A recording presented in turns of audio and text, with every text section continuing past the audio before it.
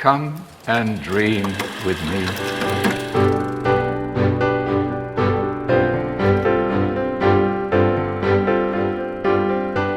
Hello, welcome to this What Do You Want to Watch discussion of our personal top 10 movies of 2021. I'm your host, Ashley Hobley. Joining me today, Dylan Blight. Hello, welcome to, I don't know, two very different lists, probably. To be honest, that's fine. Probably. It's been an interesting year for movies, like, obviously with the weird release schedule of movies. Like, a lot of lists, I feel like a fair portion of movies that would have been on some people's 2020 lists because of timing of stuff. I mean, that's every year. That is every year, but yeah. It's going to be pretty interesting, I'd assume. So let's just jump straight in. Dylan, what's your number 10? Whoa. It's coming at me hard. No foreplay. No, yeah. It's fucking boom. Number 10 on my list is The Killing of Two Lovers. Wow. So this, I think I talked about it, I don't know, a month ago, probably at this time. It is, again, a 2020 release outwhere, but we got it 2021. But it is a film about a husband and wife who have decided to trial a separation to see if that can... the husband's like living basically down the street from the wife, and the wife still has the kids in the house. I think there's like 3 kids or whatever. And the movie doesn't really have any crazy places they go, scenes or anything like that. It is totally a drama. However, it is driven by this almost ticking clock in the background. And I don't want to spoil the way the film starts, but you sort of know where you probably think it's going to go and the directions it might possibly head given the way it starts. And it's really interesting to see what happens from there. It is these two... The reason the film's so good is sort of the script paired with the two great performances. The husband's played by Clayne Crawford. Yeah, Clayne Crawford. And then it's... Sepideh Mofi is the wife. Chris Coy is probably the most prominent actor in this, who plays someone else in it, but and weirdly he's got like top billing on some of the posters, but he's not one of the 2 main stars. But anyway, it's really, really good. The acting's fantastic. It's shot in classic cinema ratio. Has this really fantastic cinematography. It'll leave you thinking about it once credits roll. It's not too long either. It's just shy of 90 minutes, so definitely well worth checking out. Give you something to think about, digest. But yeah, it can be a awkward, tough watch at times. I don't know, but really, really good. Cool. My number 10 is The Mitchells versus the Machines. Sony Pictures Animation's movie was meant to come out in theaters, but they eventually sold the film to Netflix, so it's available to watch there. Just about, this young girl who's about to go off to college. Her dad's like feeling like she's losing her for the last time, so instead of letting her take a flight across the country, they decide to go on a road trip to take her to college. Unfortunately, on the way, the robot apocalypse happens. So, fun and hijinks happen from there. I think it is just it's wonderfully animated. It's got a really unique sense of humor. Great character work, great voices from Abby Jacobson and Danny McBride as Kate and the dad. Just a really, really fun animated movie with a lot of heart and like a lot of funny, quirky elements and a lot of stuff that like older people like us that will get a kick out of it. Like there's giant Furbies. Fuck, did you just call me? Well, we're not like the target audience, I don't think, of like 10 to 12 year olds. I'm 30 this year, by the way. It's my year, everyone. Listen, there's a movie I've got about turn later. We can talk about. But yeah, I really love this. I think it's one of the best animated. Well, in my opinion, it's the best animated movie of the year. Spoilers, but yeah, Mitchells versus the Machines. Dylan, what's number 9? Number 9. Number 9 on my list is a documentary. Ooh. The Sparks Brothers. Wow. So this is Edgar Wright's debut documentary. I remember when he announced it, Well, actually, I don't. Actually, he didn't announce it. The first I heard about this because I was like, must have had my head in a box. Was actually listening to that Empire podcast he did with Quentin Tarantino. That went for like 16 hours because it's Quentin Tarantino on it. And I remember at some stage in that he's like talking about obviously Last Night in Soho, and then talking about how he's been spending a lot of time editing this movie Sparks Brothers. And I was like, I don't know what the hell that is, but sure. I had no idea who the band was. All the way up until I pressed play, the only thing I knew was that they were a band. I never heard any of the music, anything like that. But I liked this. I think this documentary is like, it doesn't do anything special. How it is super fun. It's super insightful. And it got me, I've been on a binge of Sparks music. So like the documentary has officially turned me into a fan. Were you a fan before? Never heard of him. Never heard any of their songs. Yeah. Okay, yeah. So like it was like it's like a 2.5 hour documentary, and I'm pretty sure I pressed play and I'm like, these two, like, because they're older now, obviously. I know. I think they're like 70 or something, and they still perform. But it's well, you're like go little rock star. I don't know. They're doing a thing. You listen to them talk. You're like, these two dudes seem like pretty cool, pretty chill. And he's slowly, like as the movie's progressing, I'm like, I like this music. These guys seem cool. Oh, why haven't I heard of these people? Like by the end of the movie, I was like, because several times the documentary makes a point of like, how come you've never heard of Sparks? Because you have all these other big influential artists in here talking about how Sparks is probably one of the most unrecognized, like, or untalked about bands that probably deserve way more credit than they get. And how they've probably influenced your favorite band and you've just never heard of them, and all these other things, and how they invented several sounds that are prominent now, and how they've kept themselves alive by like consistently changing their type of music and matter and whatever else. And by the end of the movie, I was like, it wasn't like it brought me, and I get to there and I'm like, yeah, why haven't we spent more time talking about my new favorite band, Sparks? Like, I got to there. I think it was Christmas Day. I was like pretty much showing music clips to family members because we're just sitting around. I'm like, have you ever heard of Sparks? Like, you're older. They're like, nah. I'm like, here, watch this. They're really cool. Like, I was like completely like fucking brought in. So now I'm officially down the Sparks rabbit hole, all thanks to this documentary. So it's definitely one of my favorite things I watched this year. As a film, I think it's just a very solid doco. It's lots of talking heads. It's lots of clips from them on talk shows, from music videos and all this sort of stuff. But it does it chronologically. Like it just goes, it's them talking about a specific album, a few other bits and pieces about the key songs from that album, and then they'll move on to the next one. They'll talk about trials, tribulations they had, cover sort of the things that they had to go through to get started and all this sort of stuff. But I 100% recommend it. They, as two brothers, and two dudes, based solely off what I've watched in this documentary and then all the excess YouTube videoing and Wikipedia reading and whatever else I've done since watching this, I'm like, these two dudes just seem straight up cool. Like, they just seem, I'm like, I like what they're about. I'm all aboard the Sparks train. So, and then by the time I got to the end of this, I was like, blah, blah, blah. And they're talking about Annette at the end of this. I was like, wait, they're the ones that did the music for Annette, which we'd watched the trailer for. And I hadn't but I didn't know who they were, so I didn't have any fucking clue. But by the time I get to the end of this documentary, I'm like, wait, so now I need to watch Annette. Because at the end of this, they're like, oh, I was doing like one of their most recent albums because Annette was just going to be an album. And then they were like, oh, we could turn it into a movie. And then it became a movie. So it was supposed to just be a, whatchamacall album, a concept album. And they had done all the songs already. And then they were like, they wrote the script for it. So I was like, anyway, they're really interesting. I highly suggest watching it. It's really good. Number 9 on my list. Number 9, awesome. Number 9 on my list is a movie that I watched in 2020 and Dylan would not let me put it on last year's list. Promising Woman. To be fair, you make the rules for this show. I said you just can't put it on our nominees for Explosion Network. I know. I'm just poking fun.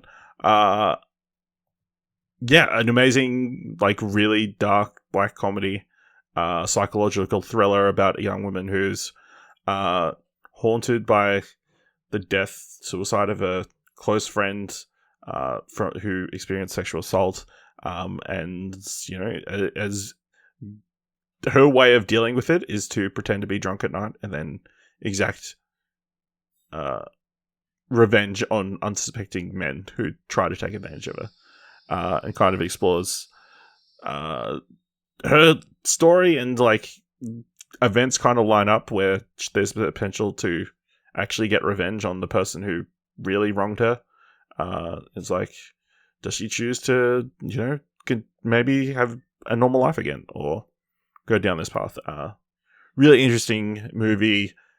Brilliant performance by Carey Mulligan. The entire cast is like, it's a stacked cast when you look at it like on paper. Like Carey Mulligan, Bo Burnham, Alison Brie, Clancy Brown, Jennifer Coolidge, Laverne Cox, Connie Britton, Chris Lowell, Molly Shannon, Adam Brody, Max Greenfield, Christopher Mintz-Plasse, Sam Richardson, Alfred Molina. It's like a lot of good people in there. And there's some really interesting scenes throughout the film.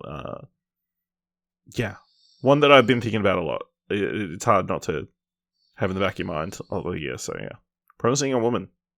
Promising Young Woman, not in my top 10, not in my honourable mentions. So, but it was in my initial, I think I had like 30 fucking films I started my shortlist with. So yeah, I was like, God damn, I had a lot of movies. I mean, so yeah, it's interesting. We obviously the Explosion Network's top 10 came out already. Is on that list, I believe, right?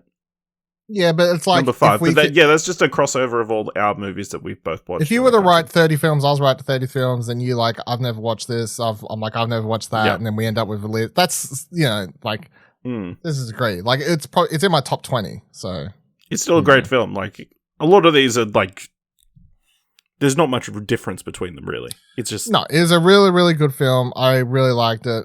I talked about it obviously at the start of the year when I watched it. I've watched it again since. I've watched it twice this year. So, give me my respect, motherfucker. Yeah, but what I'm saying, all these movies are so great that they, on any given day, they could be interchangeable with each other in their order. So, Dylan, what's your number 8? No, 8. Number 8 on my list is Shiva, baby. So this one I talked about recently too, but stuck with me since I think it is really, really good. It is. For a while there, I was like, am I just liking this because I just come off watching it? And I was like, damn, that movie's a ride. And then like weeks later, I was like, man, I could almost watch it again because it's short enough where I could enjoy it. And it tickles a certain... Well, it's like 90-something minutes, right? It's pretty short. An hour 17, I just looked. Whoa! Yeah. So it's fairly short in the realm of movies, but it's... In comparison to every other movie that's coming out this year. Thank God they don't try and stretch it out, because the concept for it, it's like the sort of thing where if it was an hour 45, someone would write in a review on IMDb, be like, 1 star 10, should have been half the time, would have been all right, or something, which would have ended up being true. But if you didn't hear me talk about it, Shiv Baby basically all takes place in one room, one house. It's a Jewish funeral service. I can't remember what that's actually called, but so it all takes place there. But what happens is the main character Danielle, played by Rachel Sennott, she spots her sugar daddy there. He's played by Max, played by Danny Defari. Yes? The Jewish wake is called a Shiva. That makes sense, yes. That does make heaps of sense, yes. Yep. So she spots him there, and then the rest of the movie is just a whole awkward thing. He's there with his wife, baby. She's there with her family. There's lots of awkward glances. There's other weird stuff happening between other people in the house, including Molly Gordon plays another character, and she's probably the most known actress in this that you've probably seen in other stuff. But she plays an ex of Danielle, who's still, you can tell, into her, but Danielle's like sort of being an asshole because she's trying to dodge this guy this entire time. And then you've got all these other family members and things. It is 110% that awkward comedy that I'm all about. Ash hates, but is really great performances from everyone in this movie. It's really tight, obviously, with the script. And it hits that dark, well, not dark, because dark comedy makes it sound like people die or something, but it is like that weird sort of drama comedy thing. Yeah. Well, yeah. Black comedy. It's a black comedy. Yeah, 100%. So, but I really like it, and I would suggest watching it. Okay. Number 8, Zack Snyder's Justice League. Talk about polar opposites. This 4-hour epic. Yeah, it's much better than Justice League, you know? Yeah, amen. Okay. Yeah, it kind of justified us rewatching all those films. It was, yeah. And if that's Hey, the Ash. end of the Smarterverse, I've watched this movie twice this year. yeah, I know. I went back and listened to the start of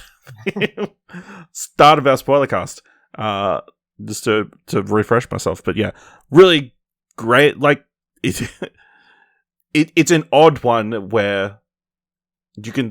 It's almost like I don't know, like Persona Royal Golden.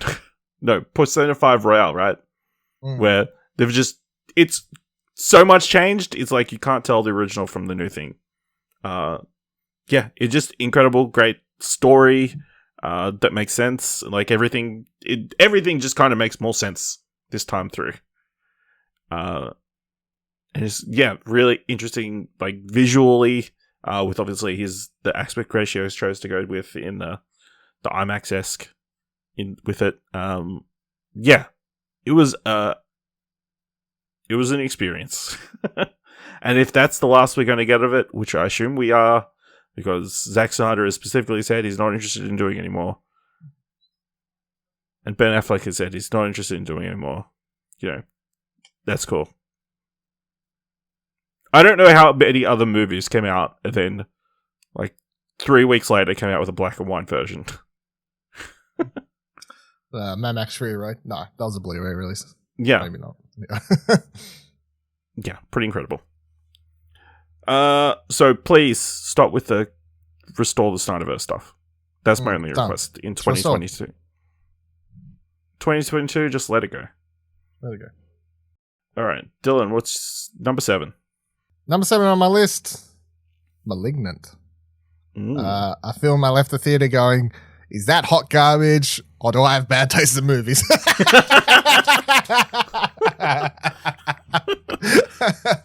And as the months have passed, I still don't know the answer, but I decided I've liked it and it has made my list. Malignant is just like James Wan off his fucking chops with a lot of money and just like going wild. And ultimately, you're either going to be like, this is the worst thing ever, or this is a cinematic masterpiece, of which I think I'll lean more towards the right side because I've been like bugging to rewatch this. I've rewatched clips on YouTube recently because I just wanted to like rewatch some stuff to see if how I felt of a couple of key scenes. And I'm still like, man, this is good shit. I can't wait to rewatch the entire movie in whole because I think it is out on VOD very soon. So hopefully I can do that. But yeah, what a wild time in the cinema. Just I would love to have watched this with a full cinema, like a full horror loving crowd to get some reactions because the movie is like, oh, let's just start. And you think this is your typical ghost story. And it's like, oh, no, it's not that. Now it's this other like sort of horror genre. And then they're like, nah, it's not that. And then by the time you get to there and James Wan goes, nah, it's fucking something. It's something crazy I've concocted. So yeah, out of all like my favorite memorable scenes, this movie has, I think, number 1. Like, I wouldn't say my favorite scene in the movie, but it's definitely my most memorable scene in the movie would be from Malignant. So, yeah, I think it's a good movie. I think it's a wild ride. I think if you're into horror movies, it's a must watch.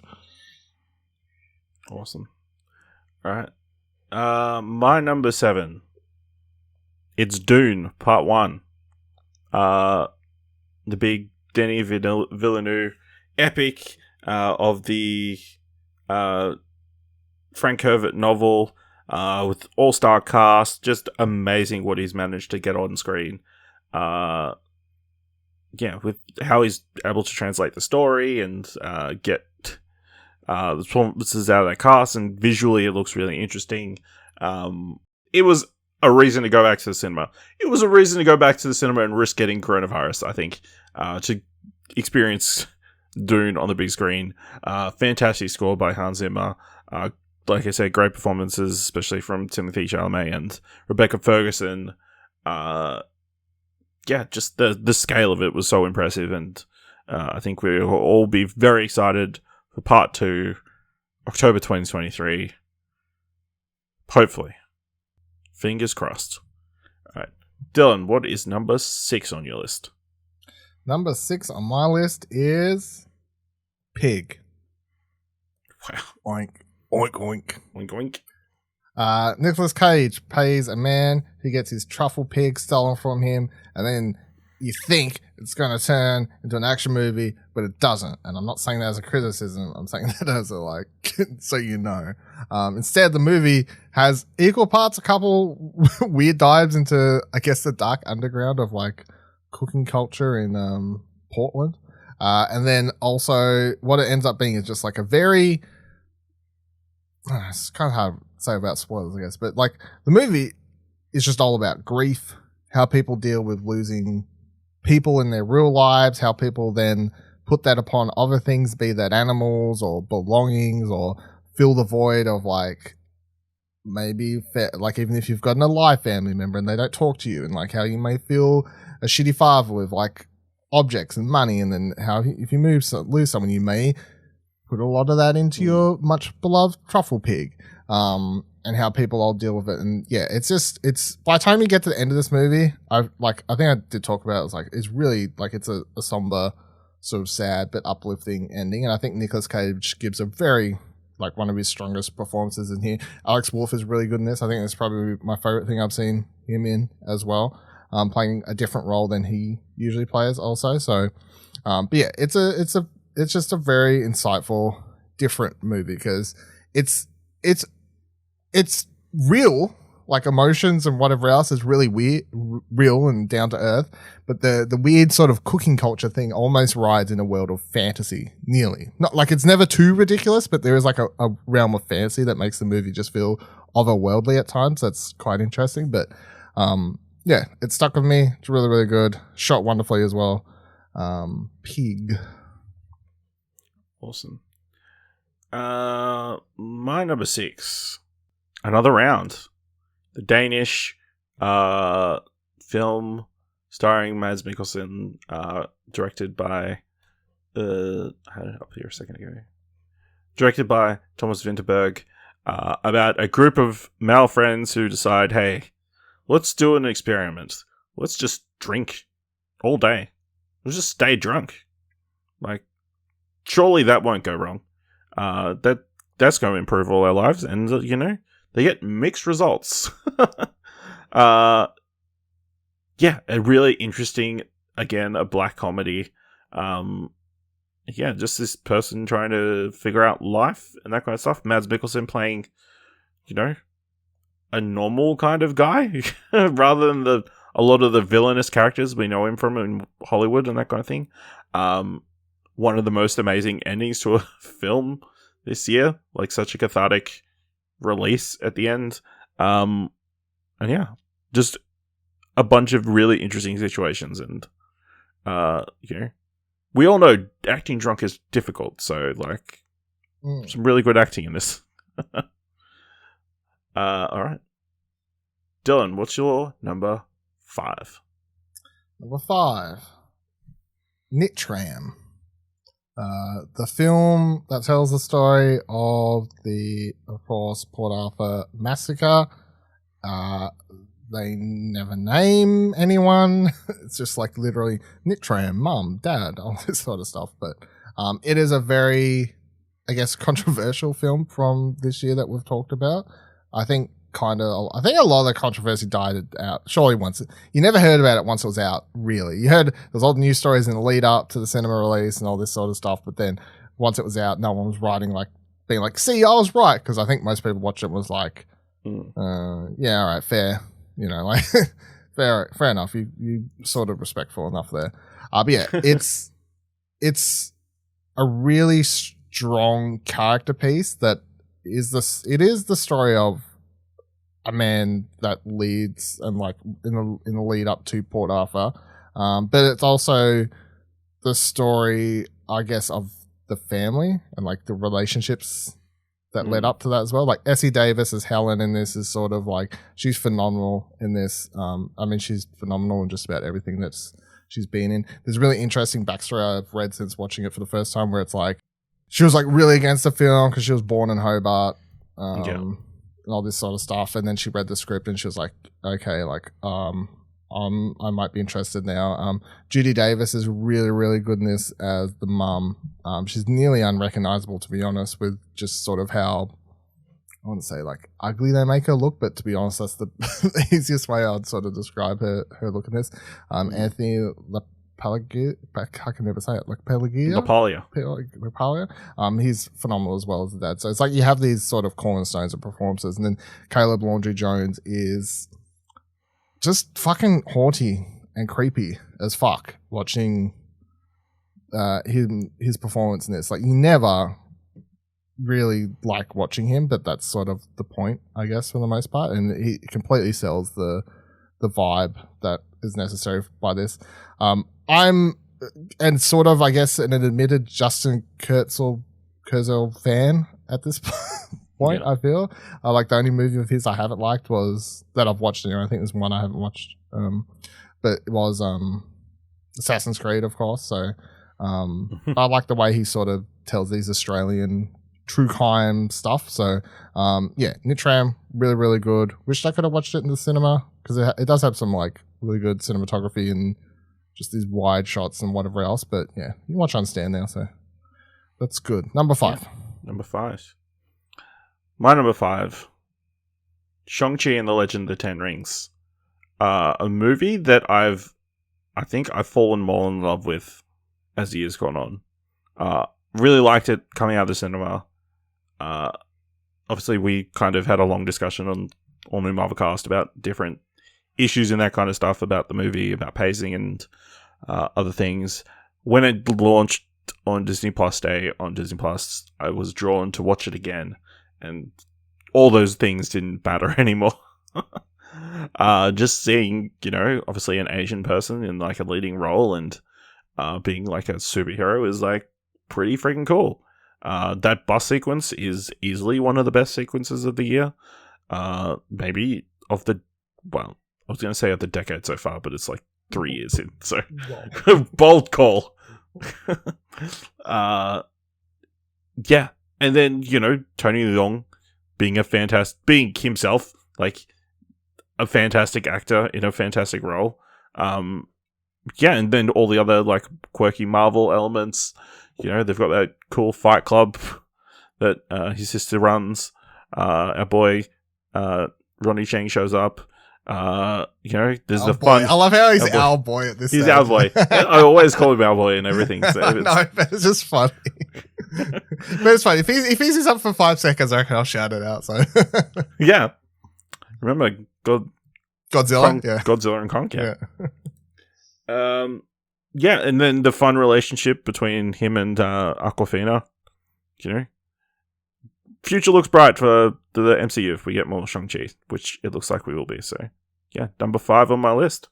Didn't make my list, but I would give it a shout out as well. It's definitely my favorite Marvel movie of the year, and a movie I did like quite a lot. When I did my rewatch, I was like, the problems we talked about, the pacing and stuff, I wasn't thinking about that, but also I wasn't really, compared to when I watch it for the first time, or any movie, you kind of like, I'm not purposely trying to be critical, but it's like, obviously we do a podcast.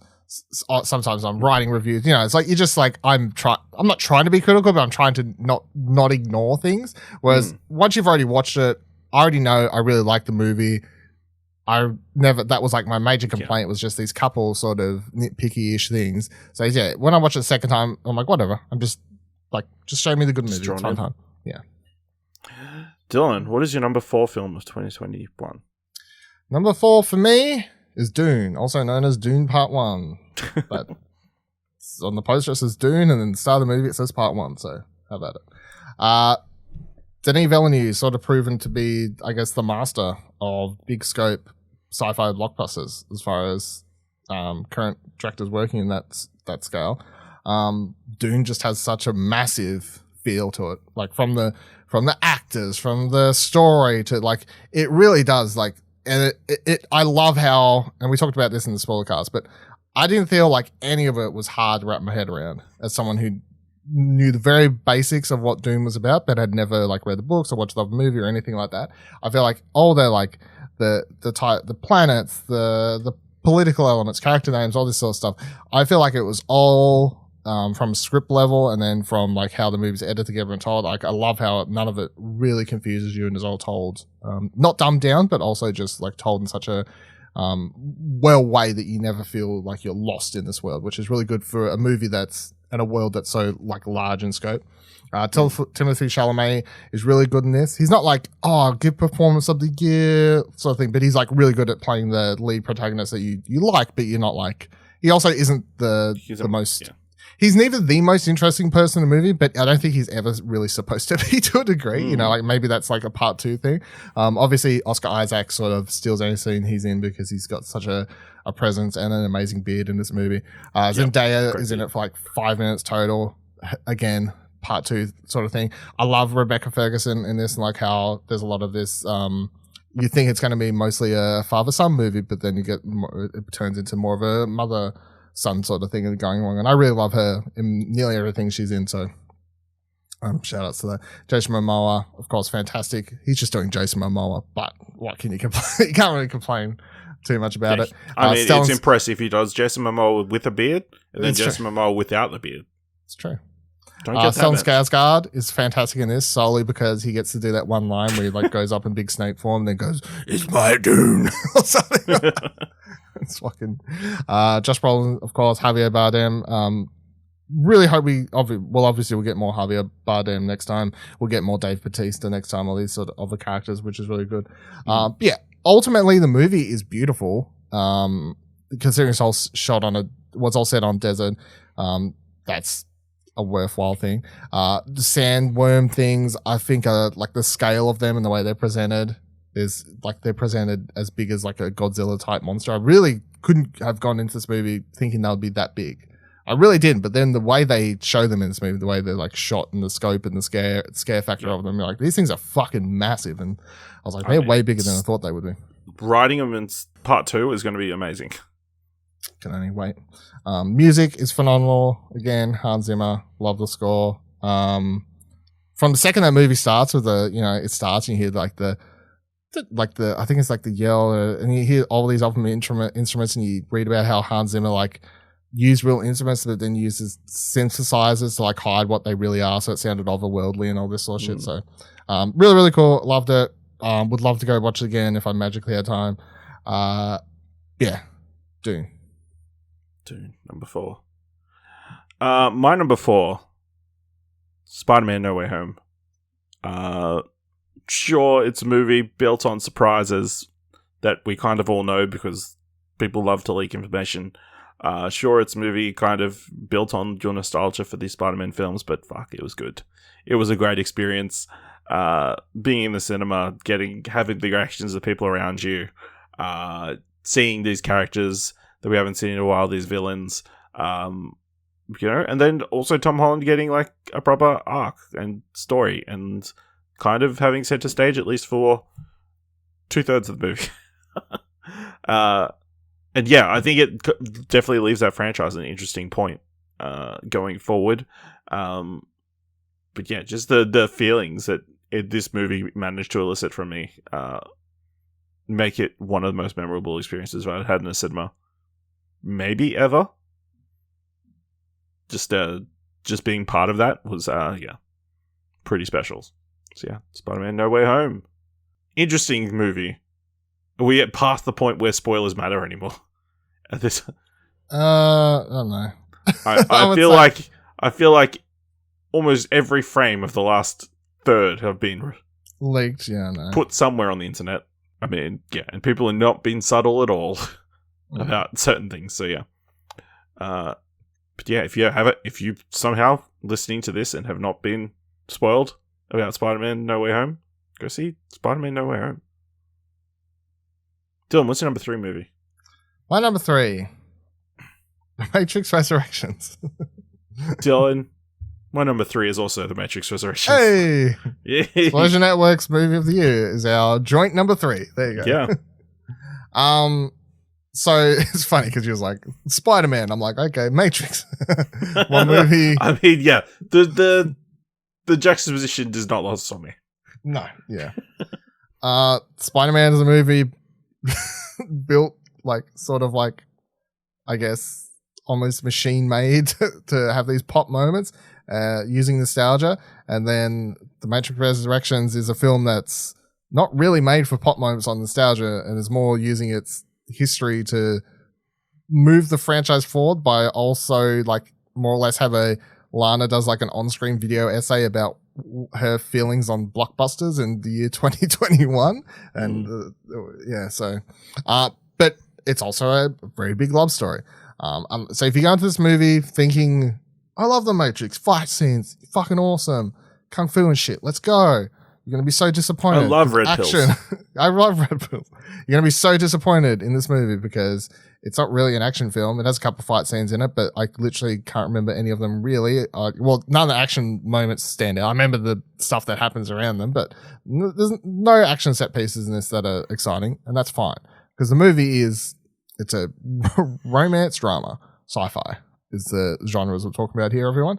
It's a film built on this relationship between Neo and Trinity. A thing that I've seen people say wasn't important in the original, and I'm like, don't know if you've rewatched those movies recently, like we did, but by the time you get to that third movie, I mean, really? Second, still thing. Well, the first one it's mentioned, right? You know, it's their love story is the thing. The second one, you get in, Trinity's being told by the Oracle that she'll fall in love with the one. Like, the love story's always been a thing, especially by the time you get to the third one, it's like, the love story is a fucking thing, I mean, you know, like it's an important. They both bring each other back to life with their love for each other. Yeah, it's like such an integral part of it. Yeah, I love. I don't know, it's hard without spoilers. We've done a spoiler cast, of course. So you should check that out. Done Listen two to that for at this some point. other. Yeah, you should do. Should listen to all of those to hear us talk about Matrix. But yeah, I love the way the movie just is a reboot, remake.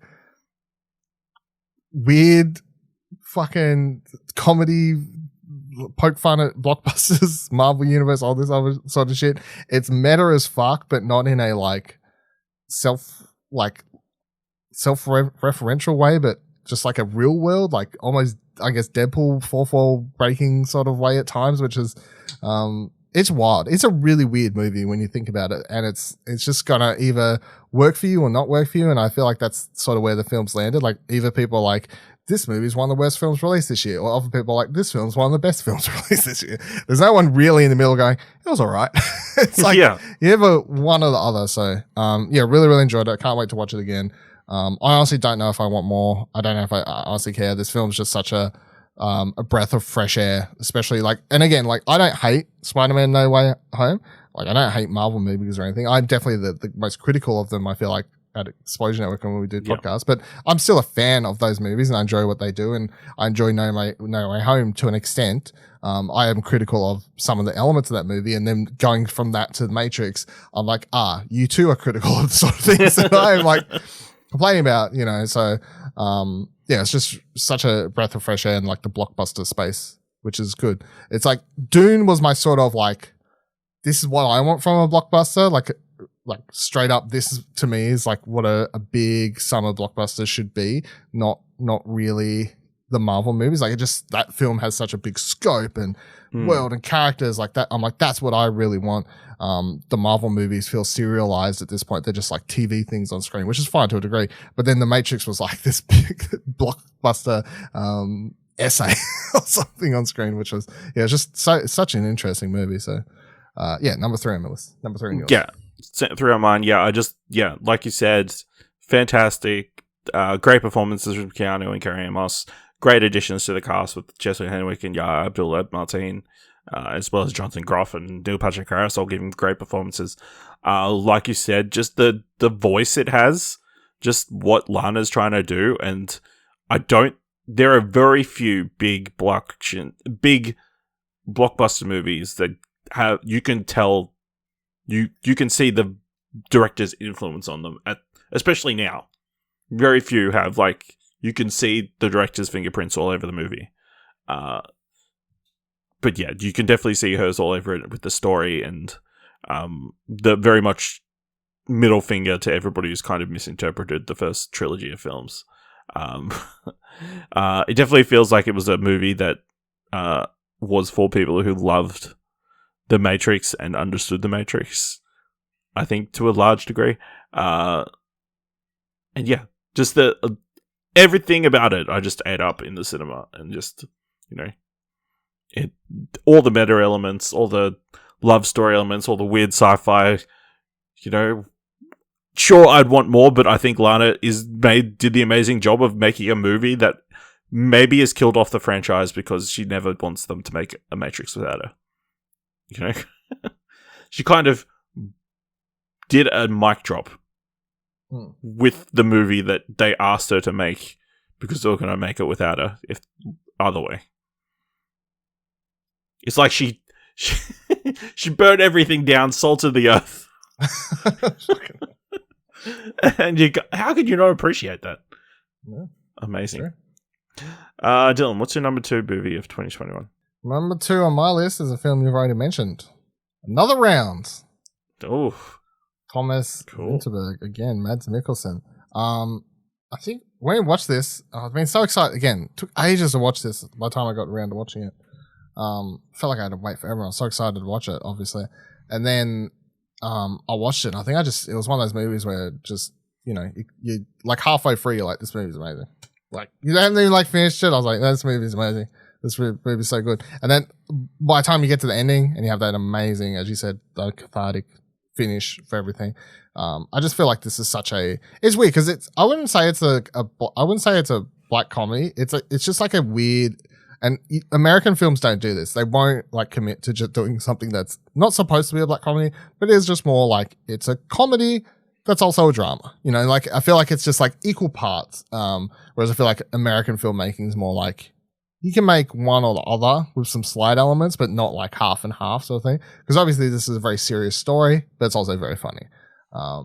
At the end of the day, the film ends on a somber, heartfelt, it's just a cathartic experience, not a comedy note. But it has one of the funniest fucking scenes I think I've watched this year. So, which is the supermarket scene where they're all completely wasted. That is very funny. What are they trying to get? Fish or? So I don't even remember. It's just I've tried to find it on YouTube before, but it's not on there. But it's arguing with that store clerk or whatever. You fucking tell me. This is quite funny. But yeah, I think at the heart of the movie is just a really interesting, not groundbreaking story. I've discovered the secret of life, but it's all these people come up with this idea of drinking.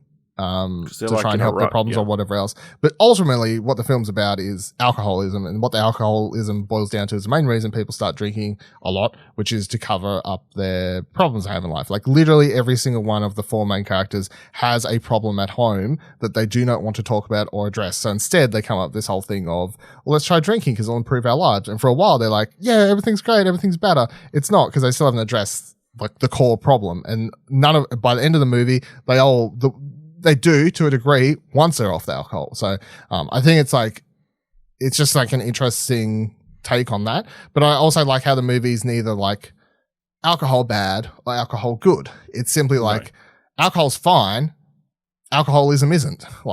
Probably, you could even take the idea that, with moderation, their scheme would have worked. Maybe. But things didn't turn pear-shaped until they started upping the dose. To a degree. But none of them was still absolutely. I've watched it. I think I've watched it twice. So we watched it once, and I've watched it another time since. But if you go back and you look, and they're he has problems with his wife at home. Other one has problems with his family. The other one's problem problems in his actual job, life or whatever. The other one's having problems as well, I think, with job or gets the schooling and whatever else, or in home life, I guess. But it's all of them start drinking and they're everything's great, but none of them actually solve those issues. So again, I feel perpetually they never would have solved those. They would have, even if they stayed at the 0.5%, maybe life would have been good in some way, but they never would have actually tackled those issues. And by the end of the movie, slight spoilers, I guess, he gets it, Mads gets that text. Mads is sort of reaching that even ground now, but it's all because he's starting to heal the core problem. So I feel it's a very, it's just got a very beautiful message, I guess, about life, and tells a really interesting story that's just about four friends and what they go through, and it's covered in this funny, dark story about alcoholism and whatever else. So I'll be really interested to see what this American remake version looks like. But yeah, I feel like Another Round is definitely fantastic movie, one of the best of this year, because it released for us this year. I know it was late 2020 for everyone else, but it was a 2021.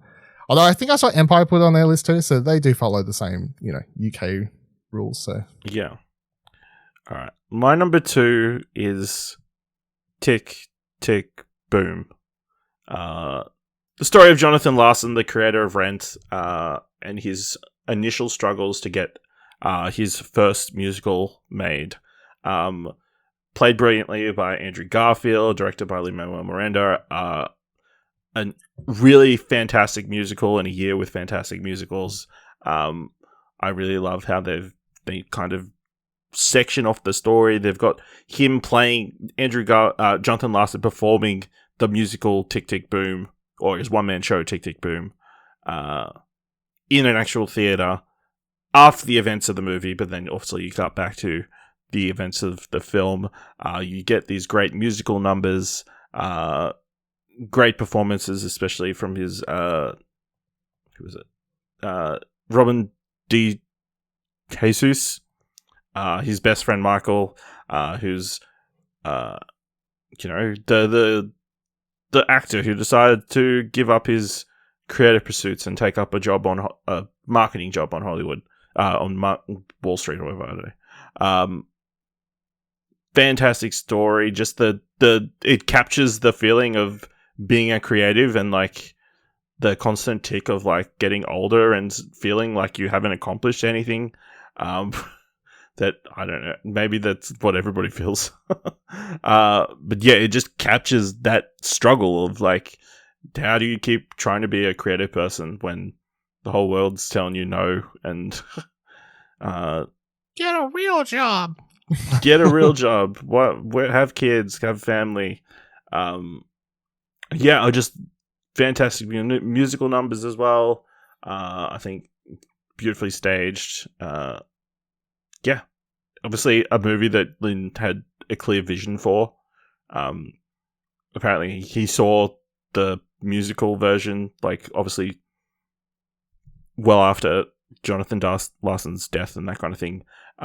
And that kind of inspired him, or like gave him further solidified his vision of like what he was going to do with his life, and knowing that the struggle that Jonathan Larson had was going to be the struggle that he had. But yeah, a beautiful tribute to Jonathan Larson. Also a beautiful tribute to Stephen Sondheim, who passed away this year as well, who gets a beautiful moment in the film as well, played by Bradley Whitford. But Sondheim adds his actual voice to the film as well. So fantastic. I really loved it. Number 2 on my list. Dylan, in your opinion, what was the best movie of 2021? Do you want to try and guess? Is it The Power of the Dog? It is indeed The Power of the Dog. I will say I struggled between my sort of, I don't know, honestly my top 5. I was really struggling with the order of my top 5. And then like once I got 4 or 5, and then I was like the top 3 was like a fucking like fight for like what order I wanted to do. But I know with The Power of the Dog number 1 because I watched this when it came out, whatever, the first week it came out on Netflix, and like it was one of those movies where I was just like hooked to the screen the entire time, and then when it finished, I'm still thinking about it because, and I can't say why about spoilers, and not because it has like such a like massive like action scene or something at the end. Like the way the film ends, I think it's like just it really tells its story and rewards you for having paid attention the entire time. Because even when the movie ends, it's like your brain, like I feel like I was 10 seconds into the credit where I was like, I had like a little epiphany. I was like, oh right, and then that was the thing I couldn't stop thinking about, and not like a weird like he was dead the entire time way. It's just like this sort of like the one little reveal is like makes rewatching the whole film from the start quite interesting. But it is beautifully shot, and it's got these amazing performances. Like Benedict Cumberbatch, be my pick for like lead actor. I'm obviously hoping he gets an Oscar nom the same way you're hoping Andrew Garfield gets an Oscar nom. I think they both will. I assume they both will. If they don't, I'll be shocked at this point. But this is like Benedict's best performance, for sure, in anything he's been in. I know he obviously got a nom for Imitation Game, which he's good, but he could be better. And this is it. But yeah, he is just a hard ass. Like, he plays this rancher, complete, like, 100% very obviously written as like the most sort of outwardly male macho character set during, like, you know, I don't know what year it's set, but it's obviously Western days or whatever you want to call it. So, but he's just like that hard ass. And then his brother's played by Jesse Plemons, and he's like the opposite. He's more of like, you know, they run this business together, but Jesse Plemons is like more of the softer one. He's the one, the movie starts and they take all these cows or cattle or whatever the fuck up somewhere, and Benedict Cumberbatch's character is like sitting in this bar where Kirsten Dunst is like the owner of it with her son played by Cody Smith-McPhee. Obviously, I'm spoiling the first 10 minutes of the movie. Get over it. But then it's like Jesse Plemons is the one sitting there in a suit. Like, he's come with them and he's just sitting there. And then Benedict Cumberbatch's character is sitting with all the boys, like causing a fuss, like upsetting everyone else that's in this restaurant at the time, like being loud, being obnoxious. Cody Smith-McPhee's characters made these nice little like paper flowers out of stuff that he's like put in all the bowls, and then Benedict Cumberbatch's character starts making fun of him. And then you have this straight away, you can feel the dynamic of the film, and you know the direction is going to go, which is obviously straight away you see Jesse Plemons eyeing off Kirsten Dunst's character, and Benedict Cumberbatch does not like this at all. Things happen to things. Eventually they end up moving in, and then the rest of the movie is this all set on the ranch and how the four sort of have to learn to like one another or get along with one another in one way or another. But it's a character piece. Like, there's no big sort of thing. It's just like how all these characters affect one another in one way or another. Kirsten Dunst has this phenomenal performance. Definitely one of the best things she's done recently, although she does a lot really good recently too. Cody Smith-McPhee, probably his best performance as well, even though it's sort of a layered performance and nothing like outlandish. Like, Benedict Cumberbatch is obviously a very loud character and whatever else, but directed by Jane Campion. This entire film was shot in New Zealand because that's where she's from, which I think is shocking because it looks like it was shot in Texas or wherever. Like, it's kind of crazy. But yeah, music, phenomenal music as well. I think like the music's such an important background character at all points in time. Super important to sort of leading you in the way you feel watching the film. So that's I feel like I'm missing something. Maybe not. Anyway, love it. Fantastic movie. You should all watch it. It's beautifully shot too. Can't remember who the cinematographer is, but I know I'm not meaning at this point, but like, this was one of the first movies I watched on my brand new OLED TV. I'm not meaning. But like, there's like several shots in it that are shot using natural lighting. So obviously there's like a lot of black, which you could only tell if you're watching on a brand new OLED TV. I'm like sponsored by fucking LG over here. But there's like a lot of natural lighting shots where people are just holding lamps, you know, of the fire in these rooms or whatever else, and they're very. That'd be beautiful, I'm sure, without. But like, it was a sort of a good showcase for my TV at the time. And the movie in general shot very beautifully, of course. Yep. So shot by Australian cinematographer Ari Wegner, whose previous work includes Zola, episodes of Girlfriend Experience, Lady Macbeth, and True History of the Kelly Gang. Oi! No wonder I liked it. Another Western. Kind of. Shout out to my movie from last year. My pick for best movie last year. Yeah. See, my secret thing is I only pick movies that were like shot in Australia and New Zealand. I'm secretly like biased. I only pick stuff that was shot. That's it. I'm lying to you. But yeah, my best movie this year, The Power of the Dog. It's on Netflix. Go watch it. Do you want to guess what my number one is? See, you've said Tick Tick Boom, so I don't actually know. Do I? My number one film is Inside. I don't know. By Bo Burnham. What a film! Like, and I call it a film, even though there was advertised as a special. I think a lot of places have classified it as a special, where there is a clear character arc during this film, and a clear progression through the story. There's definitely a story inside the special. So, it's a film in my opinion. If those Monty Python variety sketch movies can be called movies, this can be called a movie. I think, I would be very surprised if there's another movie that captured the experience of COVID and lockdowns and 2020 more than Bo Burnham's Inside. And then also, again, just feels like a kind of running theme of a lot of my favorite movies, like the struggle to be creative, but then also the struggle of like detaching yourself from online spaces and like trying to like live in your own mind and not caring so much about what other people think. I think he's got all these beautiful sketches, like all these sketches about online content creators that are so true. And then, it obviously it's a story about mental health as well. Like, obviously at the start of the special, he has a lot of like more lighthearted songs and like stuff that's a lot more cheery and that kind of stuff. And then White Woman's Instagram. Yeah. White Woman's Instagram. It's songs about comedy. And then as you progress along, it's a lot more like self-reflective and everything is shit. And, a lot more self-reflective and like, depressing, until, we have a thing here at Explosion Network where the only comedy specials we actually ever say are really good are the ones that aren't actually aren't comedy specials. specials. And then it is also possibly one of the best shot movies of the year. And it was all shot in one room. I love it. It's the credits is literally like starring Bo Burnham, directed by Bo Burnham, written by Bo Burnham, produced by Bo Burnham, edited by Bo Burnham. There's one credit where it's someone else's name, but it's not actually a real person. It's just him like using a pseudonym because he didn't want everyone to say it was him. Like I'll find a way. Look, continue. I'll find it. That's incredible.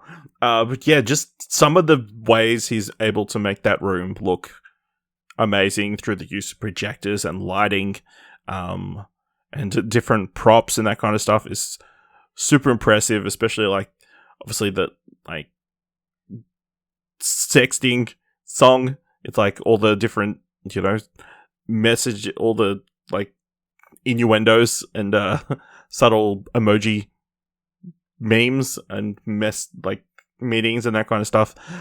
Even like the song Problematic and all the imagery in that, it's like pretty like full on that kind of stuff, and it was always going to be a little controversial and that kind of stuff. And then on top of that, you've got like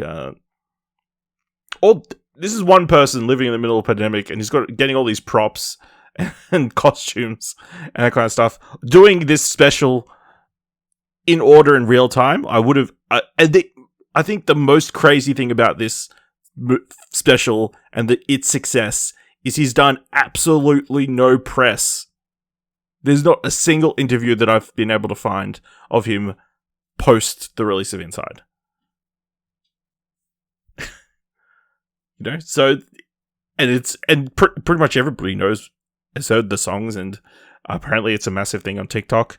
Yeah,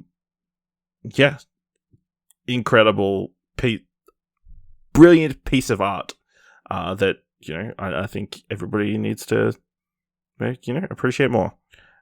So yeah, Bo Burnham, genius at this point. Just yeah. Really interesting special. So I just checked to see who was actually credited that isn't actually him. So there's a colorist, post-production coordinator, online editor. There's sound editor. He's credited as a sound editor. However, there are 3 other sound people. And then there is 2 other producers. One, I believe, is a Netflix producer. Another one produces a bunch of like comedy segment stuff. But the rest is him. So that's yeah, pretty incredible. So yeah, that's our top 10 films of 2021. But we're gonna give you some extra. We're gonna give you some top 3s. Definitely in the top 3. Starting off with our top 3 honourable mentions. Dylan, what's your first honourable mention? My first honourable mention, Bo Burnham Inside. I don't really talk about too much. You just did all this thing, but obviously, Bo Burnham's Inside was it was like a, what do you call it? Like a centerpiece for pop culture or whatever there for a while. Everyone was talking about it when it released. Lightning Rod for a point. I feel like then it stuck a lot more for some people than others. I haven't done a rewatch. I know you recently did a rewatch. I really want to do one. I nearly put it on the other night, but I was like, fuck, I've actually got this other thing I need to watch. Then I ended up watching that instead. But I probably will end up doing a full rewatch soon. I've listened to stuff on Spotify and whatever else throughout the year, which I'm sure most people have. I know you can get the full all the songs on vinyl, so I'm like, that's probably on the list of things to track down and get myself one day. But and cassette tape. Wow, go hard. I checked, yeah. But yeah, it's everything you just said. It's wild. It is just such a ride. it's such a ride, and I know, I've seen the criticism be like, oh, he acts like he has it so hard, but he's filming this in his guest house and all this sort of stuff. It's I feel like at some degree, just wow. You think all comedians are telling the truth when they're on stage? Yeah. It's at some stage, artists minus the homophobia and transphobia whatever, stuff. That's real. Yeah, but it's that artist speaking for the people thing, which has always been a thing to a degree. They're not actually, anyway. There's a lot of really funny songs. There's a lot of really sad songs. There's a lot of crazy dancing. There's a really good consistent use of changing up that one set, which is that guest house, and how he shoots all this so differently. I have no idea if it was all planned out and how he did it. I don't know. It seems just too good that it wasn't planned out years ago to have just been something that wasn't the full year in advance. It's I'm going to wait this many weeks and I'm going to let my hair grow out this far, and then this song. Yeah, and there's so many memorable moments outside just the songs. I think my favorite straight up comedy bit in it is just him reacting to things, the YouTube making fun of that bit was just says, all right, now I'm going to react to me reacting. You can see how I'm reacting to thing. When I said that thing, I thought this thing was I don't know, for some reason that tickles a funny bone inside me. But yeah, a lot of songs really good. And then by again, the end, how do you do that? I don't know. You plan it out. That's scripted, but that's planned out, so you can. Yeah, I know, but to act that out, the timing of that is super. Impressive. I just don't know how he never looped up on very similar looking sets or anything like that. It all just looks so different. I feel like if this was a live show, it would take years to prepare. If someone was I spent years writing the show, I'd be like, yeah, that makes sense. There's a lot of different sets and songs and stuff. But he just did it all in a year. I'm like, that's crazy. So yeah, it's definitely a must watch. So yeah, that's my first honorable mention. My first honorable mention, The Harder They Fall, directed by James Samuel, a American revisionist western, starring Jonathan Majors, Idris Elba, Zazie Beetz, Regina King, Delroy Lindo, Lakeith Stanfield, R.J. Seiler, Danielle Deadweiler, Edie Gathke, and Dion Cole. It is easily the coolest movie I watched this year. It's just dripping with style. Every character in this movie is the coolest character ever, and then they somehow all interact, and it's cool. What else do you want? Some really cool action sequences. Just the way he uses music in the film. Apparently, he's much in the way that Edgar Wright had Baby Driver, the music that he wanted for Baby Driver written to the script. Apparently, Tarantino does that as well for a lot of his stuff. Yeah. Yeah, very much similar where he had his own music ideas because obviously he comes from a producing, but he's a musical background. Brilliant score with a lot of big artists of PS connections and that kind of stuff. So, just a really cool movie, just dripping with cool. Dripping. Dylan, what's your second honorable mention? My second honorable mention is a film I only recently watched. First Cow. Wow. Okay. Cool. Obviously, I was keen to watch this for a while, and then I just I could finally drop a movie. And I was like, actually, I need to watch that soon. And then we always had other stuff to do. And I was like, I need to watch it before the end of the year, and I just did. I barely got it in before the end of the year, but I think it's really, really good. I think it's it's shot wonderfully. I think the two performances are just really warm, and both those characters are just easy to like, and the story is just so simple, but it's kind of silly. I don't know. It's weird because it's like it's a drama, but it kind of feels like almost like a dark comedy to me to a degree. Like there's some sort of slightly comedic moments and whatever else, but yeah, it's just like centered on this relationship, these two that sort of hit up a friendship over cooking, I guess, and wanting to make it in the world, and one's sort of a businessman and the other one's the chef, and they if you don't know the plot is literally, and I'm not saying this as it boils down to be like too simple or anything, but it's called First Cow because they get to this town or whatever they called it back in the day. They arrive there, and then the mayor or whatever the person is, like the person in charge there, he's just got a cow in. So it's the first cow in that place.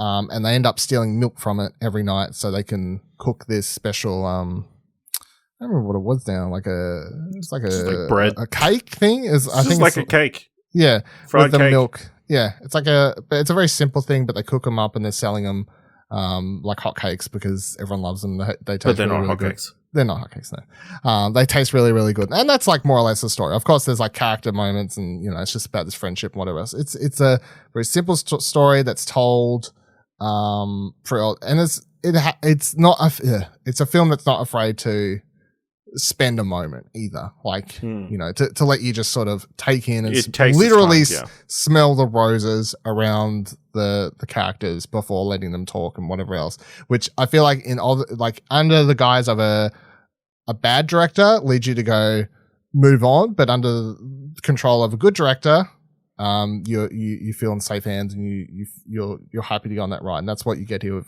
Kelly Reichardt. So yeah, I think it's a wonderful film. I'm not sure I don't love the way it starts. I was to a degree. I was like, I don't know if like that whole setup was necessary, but just to solely lead to the way the film ends. But other than that, I really, really enjoyed it. And you can watch a movie. Right.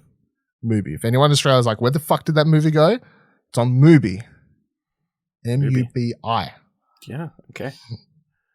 My second honorable mention is Love and Monsters. So this is a monster apocalypse movie in which the lead character is a coward, played by Dylan O'Brien, who, despite his better judgment, decides to leave his camp in hopes to find the love of his life, who's at another camp, but then has to go through a world filled with monsters. Just a really charming film. Great performances from the cast.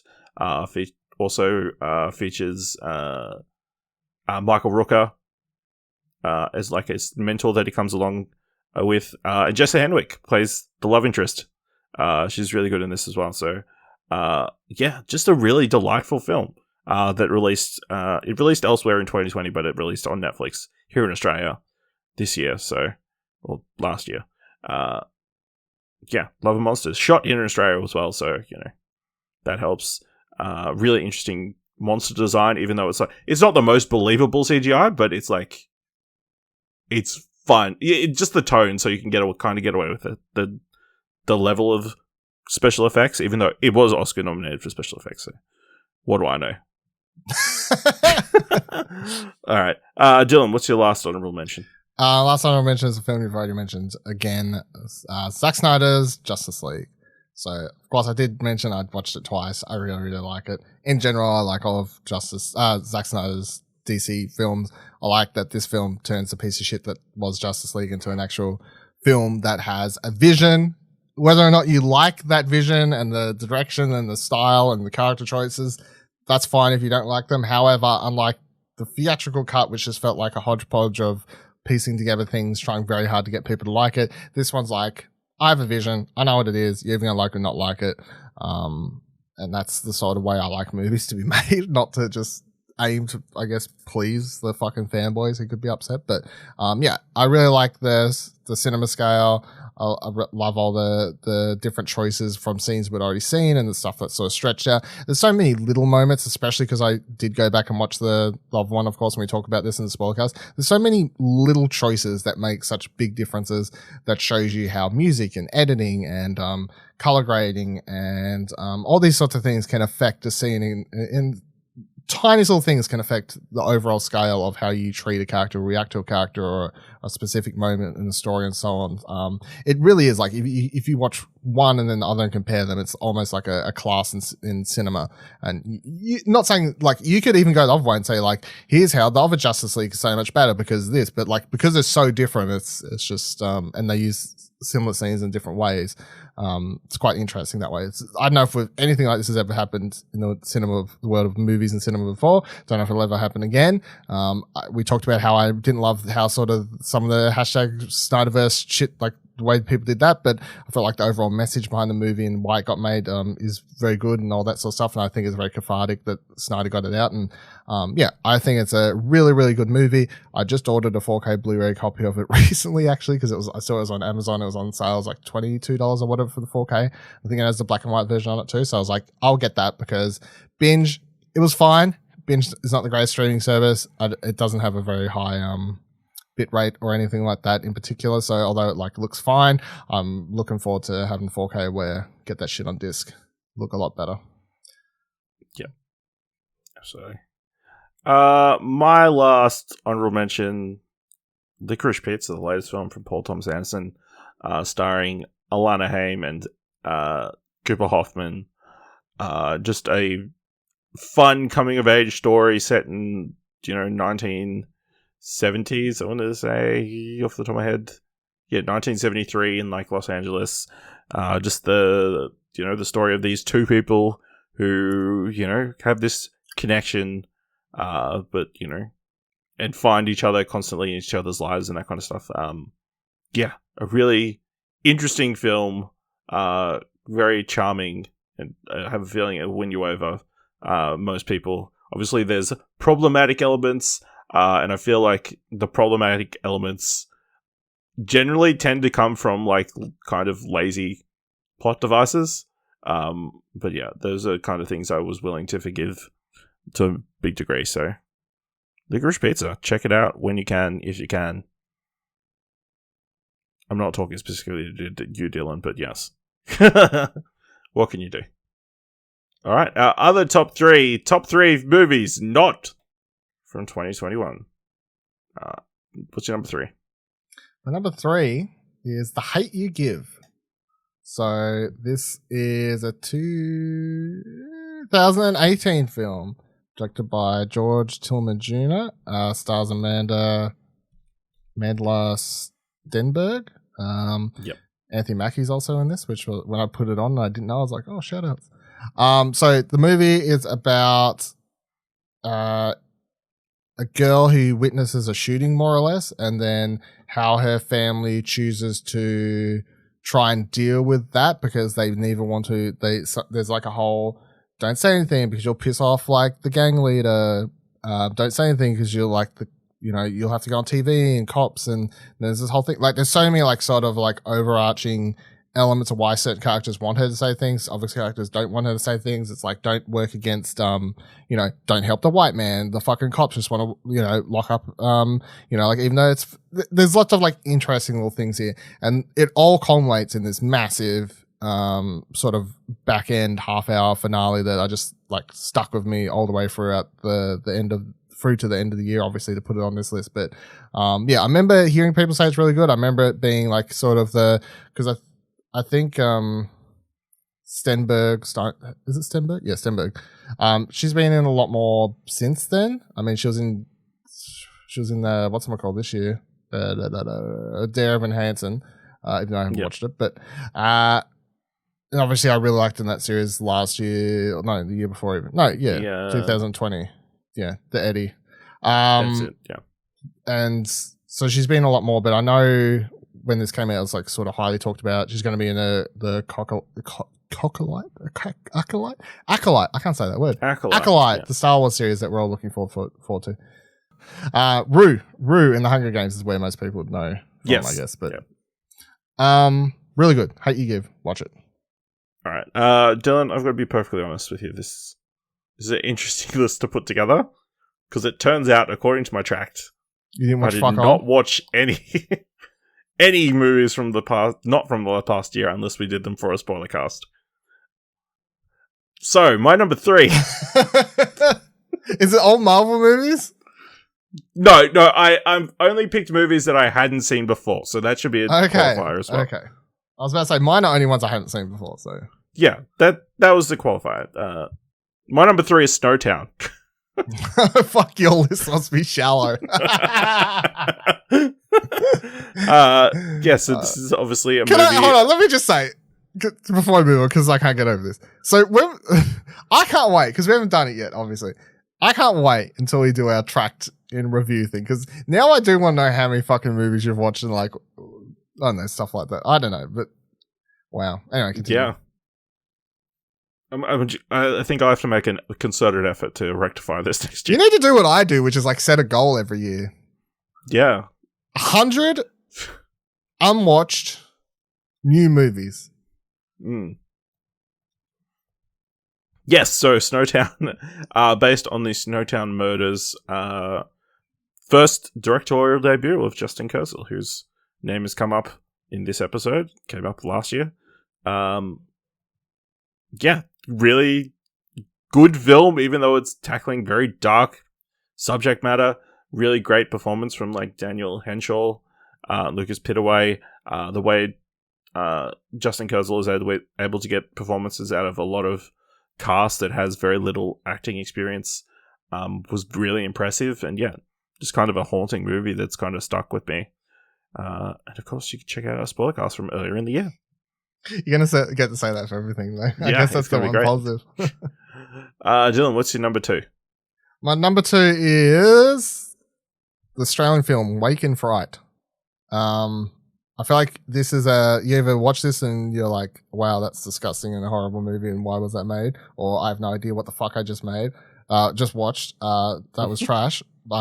Stuck with me. I watched this all the way back in January, so it's literally like a whole 12 months ago when we're recording this early 2022. So, and yeah, it is a wild fucking ride. I don't condone, of course, and neither does the film, with the whole message about the kangaroo stuff in it. However, it's like watching it as I don't know, like a piece of Australian film history or something like that. It is certainly like just a very interesting film that shows off, or is a good point for like the sort of like what Australian films are looking to make in that time period, and like how they would do things of a like Hollywood wouldn't be willing to do, and all this sort of stuff. But it is just like it's like you don't have to be high to watch this movie. You'll just fucking feel like you're on such a trip. It is insane, and you definitely could. It'd be hard to market a movie like this today. So, I definitely feel like it's a hard one, because I'm like, it's definitely one of the best things I've watched last year. And if I was doing like a top sort of Australia films list, like overall Australian made films, I definitely feel like Wake in Fright would make my short list. But there's always have to be that asterisk about like, hey, fantastic movie, don't condone that kangaroo shit. But yeah, it's interesting. All right. Number 2 on my list is Rushmore, one of the earlier Wes Anderson films. Hadn't seen it before. Starring Bill Murray and Olivia Williams, and really trying to find Jason Schwartzman. That's it. Fun juxtaposition, that movie, in comparison to Licorice Pizza. I would recommend, that's a really good double feature. Just really interesting film to see a lot of the quirks of Wes Anderson's style starting to work their way into his films. Especially obviously watching The French Dispatch later, and seeing like stuff from Rushmore kind of in that, beyond just Bill Murray's also in that film. Really fantastic film, available on Disney Plus, and of course you can check out a spoilercast earlier in the year. Fucking hell. Dylan, what's your number 1 film that you not from 2021? My number 1 film that I hadn't seen before, that's not from the year 2021, is another film I watched all the way back in January 2021. Just because I watched a lot of movies in our break in 2021. Fill the Hole from 1969. Butch Cassidy and the Sundance Kid. Never watched it before, but I love this movie now. Like this is just. I gave it 10 on Trakt. I think it's phenomenal. It's got these two just like, as far as you can call like perfect performances between Paul Newman and Robert Redford. Like the chemistry between those two and just like it is just insane to watch. Like old movies where the acting, you know, longer takes, just a lot more like, I don't know. I get to an age where I'm starting to feel old when I watch something like this, which even though I hadn't seen it before, but I'm like, fuck, this is how you make a movie, you know, like, like this is how you make cinema. This is how you do it. And even with the really weird scene in this where this is where raindrops keep falling on my head like comes from. There's a whole weird 5-minute scene in the movie where that song is playing. And then you mean it's not from Spider-Man 2? No, it's not from Spider-Man 2. They're like, that song starts playing and they're riding around on a bicycle for some reason for like 5 minutes, and that song's playing. It's all like, oh, we're having a great time. It's like very weird, like sort of like moment in the movie. That was also just a clear attempt to win an Academy Award. That's what it was. Possibly, yeah. Got to have one song in it. But yeah, it's great. Robert Redford has an amazing mustache in this, by the way.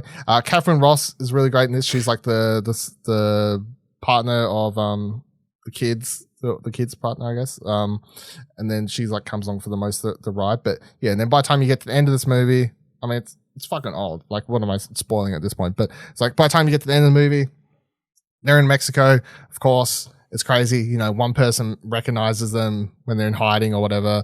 And then it is just, I just can't. Movies used to be so much better, actually. I don't believe you. You gotta watch this movie. It is so good. I'm not even like a massive Western fan, but like the one dude like spots them and they're hiding and he gets them, and then there's like 2 cops or whatever, and suddenly there's like fucking 50 of them. And you know, none of them are digital effects. There's like fucking 50 dudes. They have like cool shootout. They're like hiding. Of course, I mean, look, spoilers for Butch Cassidy and the Sundance Kid. Skip ahead if you don't want to spoil it from a movie released in 1969. But of course they fucking die because that's how all these movies end.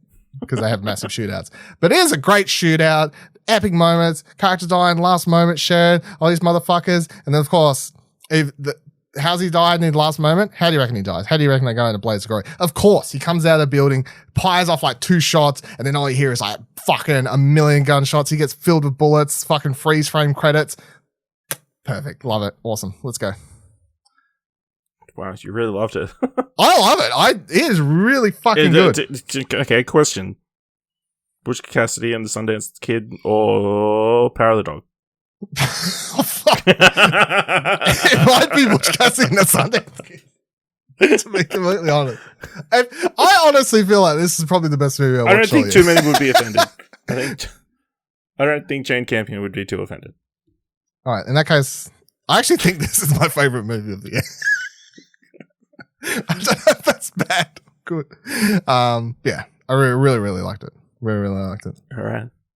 You should all watch it. It's a hidden gem. No one's heard of it before. Number 1 film.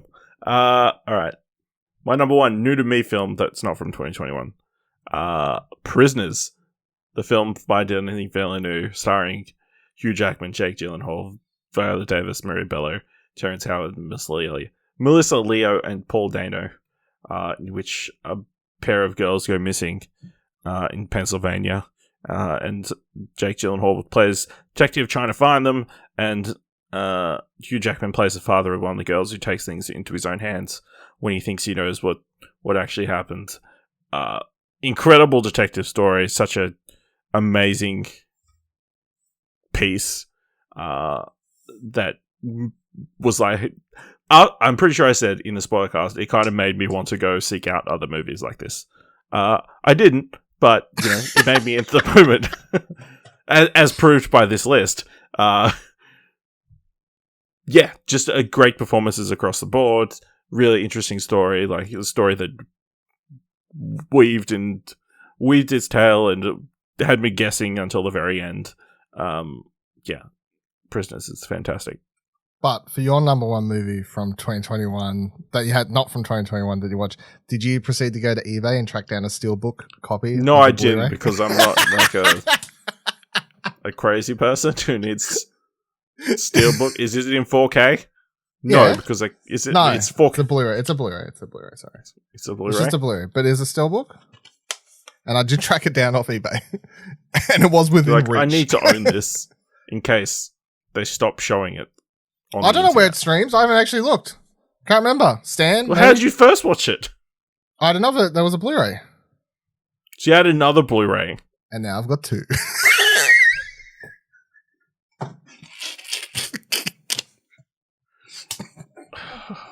Wow. Ah. All right. Well, that does it for this best of 2021 episode of What Do You Want to Watch? Let us know what are your top films from 2021? What are your top 3 honourable mentions? And what are your top 3 movies that were new to you that you watched in 2021 but weren't from 2021? By going to explosionerror.com/Twitter or jump to Discord at explosionerror.com/Discord. If you want to help us out here at What Do You Want to Watch, leave us a review on Apple Podcasts or on Podchaser or rate us on Spotify or tell people about the show. And if you like this episode, thought it was worth $1, head on over to go page at explosionerror.com/support. Thank you very much for listening. Until next time, keep watching stuff, I guess.